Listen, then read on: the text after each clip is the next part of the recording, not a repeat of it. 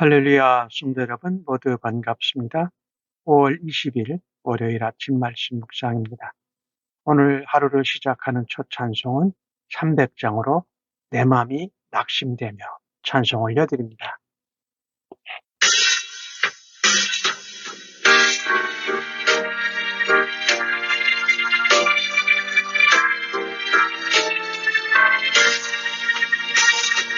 내 맘이 낙심되며 근심에 눌릴 때 주께서 내게 오사 위로해 주시네. 가는 길 깜깜하고 괴로운 날에나 주께서 함께하며 내 짐을 지시네. 은혜가 내게 족하네. 은혜가 족하네. 이 괴로운 세상 지날 때 은혜가 족하네. 기만이 사라지고 친구를 버릴 때 주 내게 속삭이며 새 희망 주시네. 싸움이 맹렬하여 두려워 떨 때에 승리의 왕이 되신 주 음성 들리네. 은혜가 내게 족하네. 은혜가 족하네. 이 괴로운 세상 지날 때 은혜가 족하네.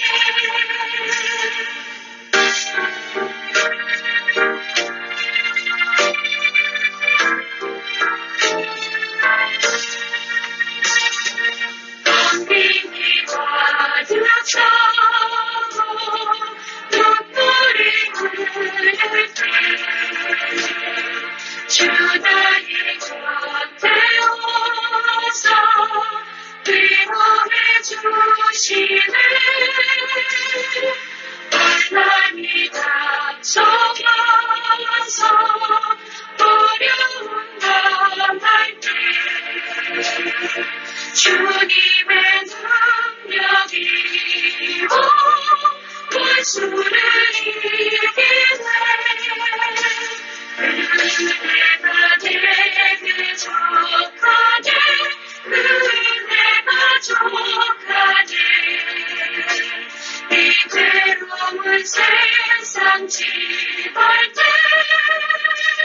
은혜가 족하네. 아버지, 오늘도 새로운 주간을 허락하셔서 감사합니다. 월요일 아침에 말씀을 묵상하며 하나님을 만날 수 있는 기회 주심을 감사합니다. 오늘도 말씀 안에서 하나님의 음성을 듣고 오늘 하루를 살아갈 수 있는 능력과 생명과 은혜의 음성으로 저희에게 들려주실 것을 믿고 기대합니다. 오늘도 성령 하나님 지혜와 청명으로 함께 하시고 하나님의 사랑과 아버지의 은혜와 성령의 능력과 예수 그리스도의 임만을 하심이 오늘 하루도 넘치도록 인도하여 주시고 역사하여 주실 것을 믿습니다. 오늘 하루도 온전히 아버지께 의탁하오며 예수님의 이름으로 기도합니다. 아멘. 오늘 우리들에게 주시는 하나님의 말씀은 열왕기상 19장 1절로 10절의 말씀입니다. 함께 같이 성경을 읽으십시다. 아합이 엘리야가 행한 모든 일과 그가 어떻게 모든 선지자를 칼로 죽였는지를 이세벨에게 말하니 이세벨이 사신을 엘리야에게 보내어 이르되 내가 내일 이맘때에는 반드시 내 생명을 저 사람들 중 한 사람의 생명과 같게 하리라. 그렇게 하지 아니하면 신들이 내게 벌 위에 벌을 내림이 마땅하니라 한지라. 그가 이 형편을 보고 일어나 자기의 생명을 위해 도망하여 유다에 속한 브엘세바에 이르러 자기의 사원을 그곳에 머물게 하고 자기 자신은 광야로 들어가 하룻길쯤 가서 한 로뎀 나무 아래에 앉아서 자기가 자기가 죽기를 원하여 이르되 여호와여 나는 넉넉하오니 지금 내 생명을 거두시옵소서. 나는 내 조상들보다 낫지 못하나이다 하고 로뎀나무 아래서 누워 자더니 천사가 그를 어루만지며 그에게 이르되 일어나 먹으라 하는지라. 본즉 머리맡에 숯불에 구운 떡과 한 병 물이 있더라. 이에 먹고 마시고 다시 누웠더니 여호와의 천사가 또 다시 와서 어루만지며 이르되 일어나 먹으라. 내가 갈 길을 다 가지 못할까 하노라 하는지라. 이에 일어나 먹고 마시고 그 음식물의 힘을 의지하여 40주 40야를 가서 하나님의 산 호렙에 이르니라. 엘리야가 그곳 굴에 들어가 거기서 머물더니 여호와의 말씀이 그에게 임하여 이르시되 엘리야야 내가 어찌하여 여기 있느냐.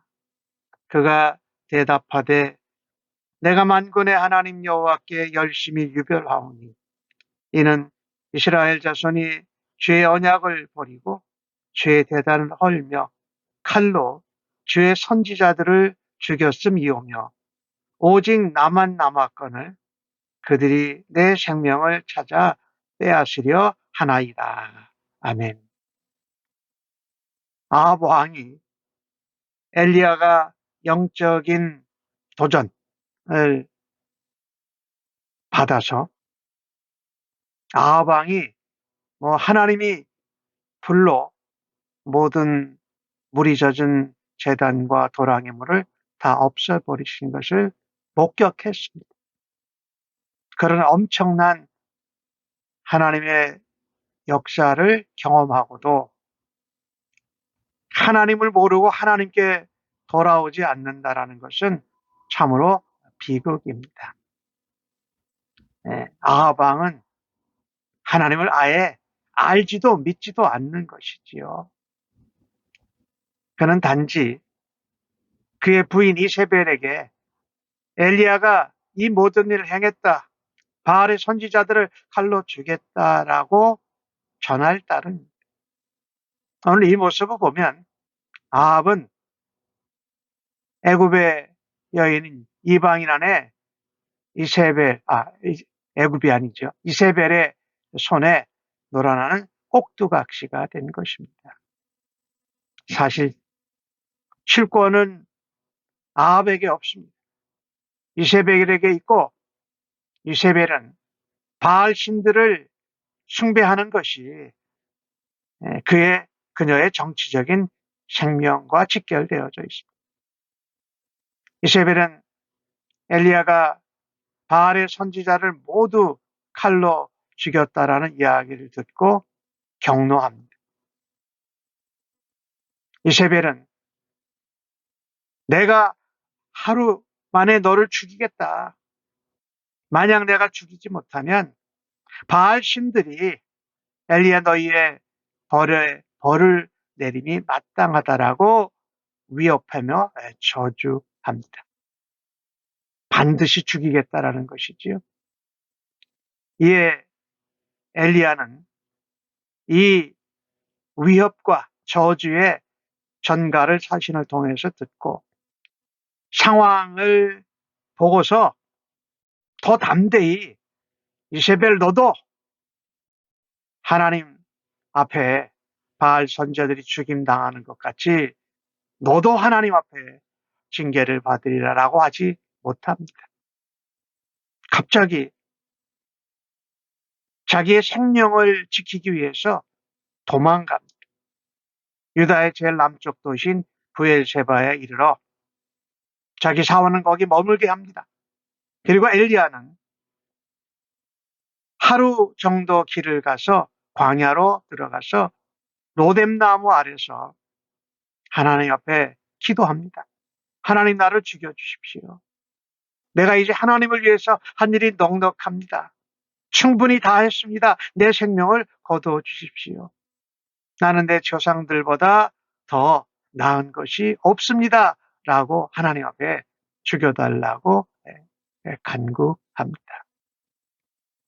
왜 그랬을까요? 아마도 엘리야는 이렇게 하나님이 제단에 재물과 물이 있고 도랑에 있는 물을 다 불로 태우신 것을 보면 아합이 변할 줄 알았습니다. 그리고 백성들이 그 하나님의 역사를 보고 영적으로 변화되고 돌아서서 이스라엘 나라에 하나님의 영적인 부흥이 일어날 거라고 큰 기대를 가졌을 것입니다. 그런데 기대가 컸던 만큼 기대 밖의 일이 일어나니까 실망이 너무도 컸던 것입니다. 오히려 이스라엘 백성들이 일어나서 자기를 후원하고 자기를 도와주고 자기를 지켜줄 수 있을 거라고 생각했는지도 모릅니다. 왜? 엘리야 혼자라고 생각했기 때문입니다. 나 혼자서 엄청나게 열심을 다해서 하나님이 맡겨주신 사명을 감당했는데 그 열매가 결과가 전혀 딴판으로 벌어졌기 때문에 허탈했습니다. 실망했습니다. 그래서 이세벨이 한 여인이 저주하고 위협한 그 말을 듣고 도망가게 된 것입니다. 영적으로 대결해서 승리를 거뒀는데 갑자기 자기 혼자만 남았는데 아무도 자기를 도와주지 않고 후원하지 않기 때문에 생명의 위협을 느꼈습니다. 영적으로, 심적으로 심한 배감에 사로잡힌 것이지요. 참으로 안타까운 모습이죠.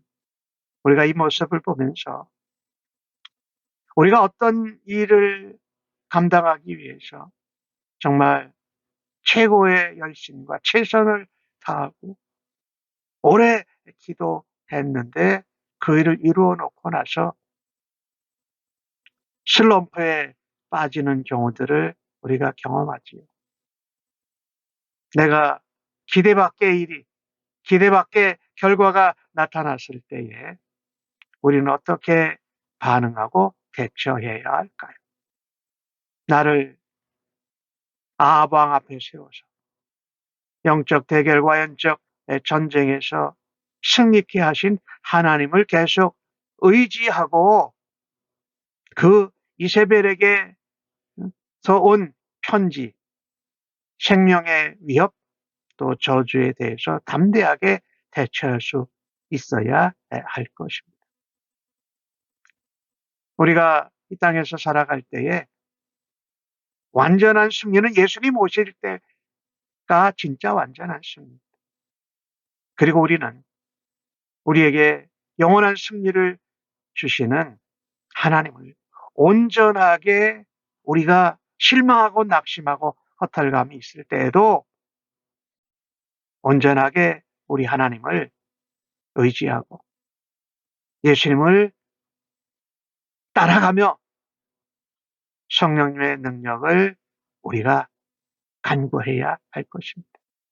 우리가 영적으로 어떤 열매와 결과를 승리를 얻었을 때에 우리는 그 다음에 또 영적인 밸런스를 유지하는 것을 잘 감당해야 됩니다.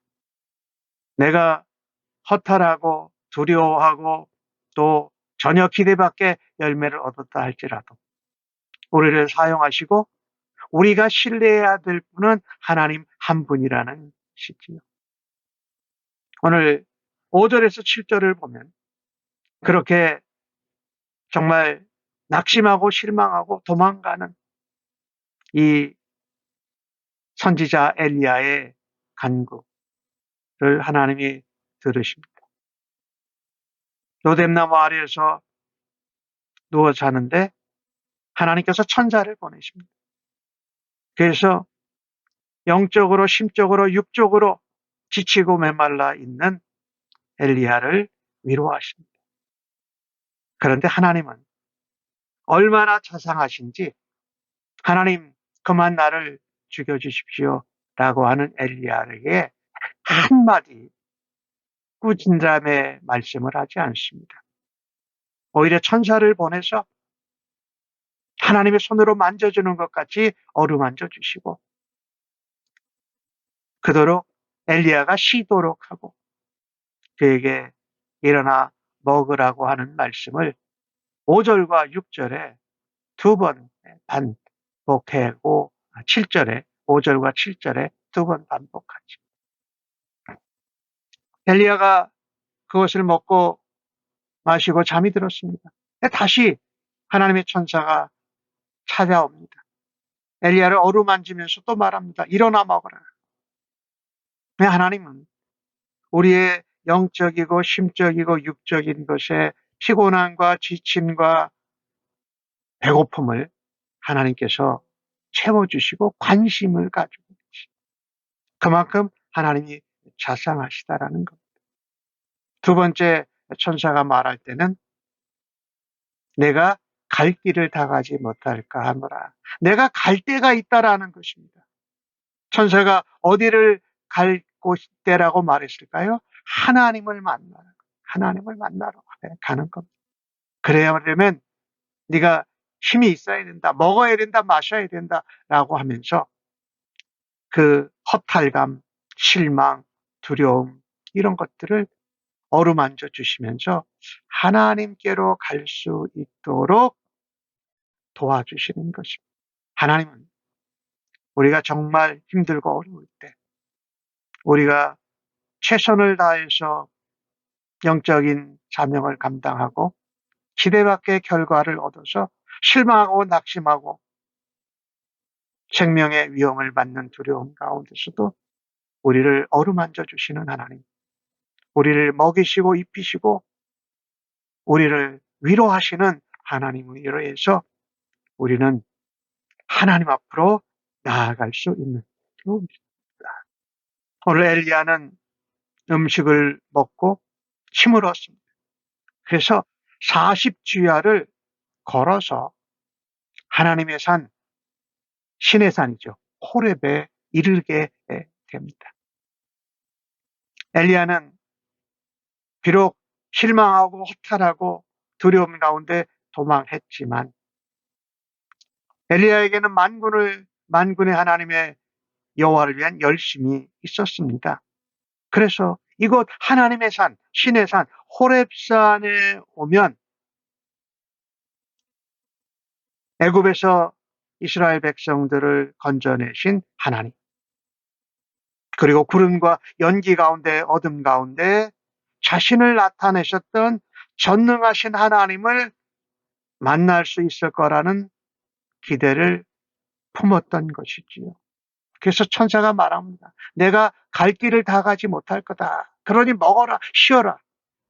라고 하면서 마침내 하나님의 산 호렙에 이릅니다. 이 산은, 특별히 호렙산 신의 산은 하나님이 거하시고 모세를 만나셨던 곳이죠. 첫 번째 계명을 드시고 그 계명이 아래 시내산 아래 내려가서 백성들의 우상 숭배하는 보고 그 모세의 돌판이 깨어졌을 때 다시 하나님이 부르셔서 모세에게 하나님의 계명을 다시 새겨주시는 그것처럼 아마 엘리야의 마음은 마치 모세가 두 번째 시내산 호렙산에 올라간 것 같은 그런 마음이었을 것입니다. 하나님 만나 주십시오. 사실은요, 이렇게 두려움과 또 허탈감과 실망과 이런 가운데에서 우리가 회복되는 근본은 하나님을 만나는 것이죠. 위로하고 어루만짐을 받았지만 그것은 하나님을 직접 대면하는 것이 회복이요. 우리가 실망과 두려움과 허탈감에서 다시금 돌아서는, 일어서는 근본이 바로 하나님을 만나는 것입니다. 그런데 하나님이 엘리야를 만났을 때 엘리야에게 말씀으로 하나님이 임하십니다. 첫 번째 질문이 엘리야야, 네가 어찌하여 여기 있느냐라는 겁니다. 엘리야는 아마 이런 하나님의 질문을 기대하고 말을 기대했을지 몰라요. 너 참 수고 많았다. 너 아합 왕에게 이 하나님의 능력을 나타낸 것이 참 수고했다. 이런 말을 기대했는지 모르겠어요. 근데 자신의 기대와는 전혀 다르게 하나님이 질문하십니다. 네가 어찌하여 여기 있느냐. 하나님은 엘리야가 왜 여기 와 있는지 아세요.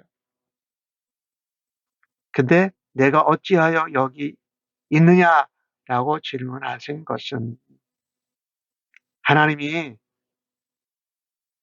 아시고도 물어보시는 거예요. 너의 속마음, 속이야기, 하고 싶은 얘기를 하라는 겁니다. 하나님 앞에 우리가 왜 영적인 전쟁 가운데 이겼는데도 왜 이렇게 내가 허탈하고 죽음에 쫓겨서 도망해야 됩니까? 하나님 나를 데려가십시오라고 하는데 그 엘리야의 마음에 있었던 하나님 저는 열심히 열정을 다해 최선을 다했습니다. 그런데 나만 하는 것 같습니다. 결과는 기대바뀝니다. 아방은 안 바뀌고 이스라엘 백성들도 변화되지 않고 더더욱 나를 도와주지도 않습니다.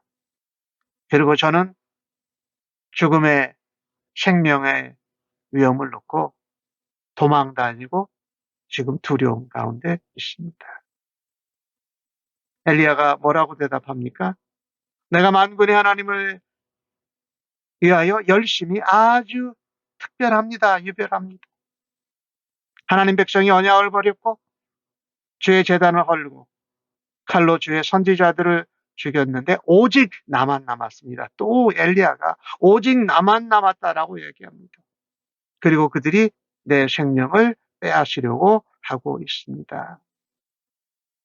사실은 오늘 엘리야가 대답하고 있는 말을 보면 나는 하나님께 내가 한 일을 이야기할 수 있고 하나님을 만날 만큼 충분한 일을 감당했습니다. 라고 하나님 앞에 주장하는 것입니다.